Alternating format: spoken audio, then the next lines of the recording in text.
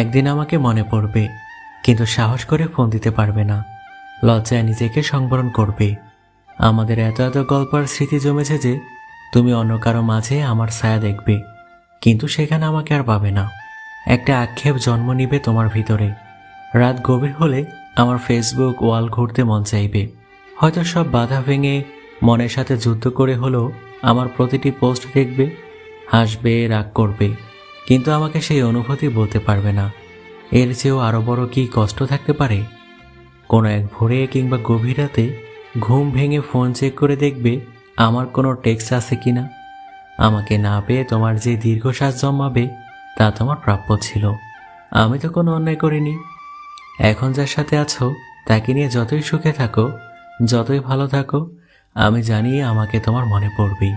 তার সাথে কাটানো প্রতিটি সুখময় মুহূর্তে আমি থাকবো তোমার মস্তিষ্কের একটা কোণায়।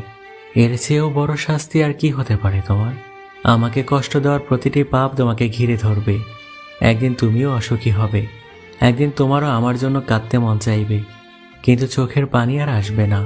একদিন আমাকে দেখার জন্য আকুল হবে, রাস্তায় খুঁজবে, পাবে না। সেদিন আঘাত লাগবে, সেদিন বুঝবে কি অন্যায় করেছ। একদিন বুঝবে ভালো একটা সম্পর্ক শেষ করে কেউ ভালো থাকে না।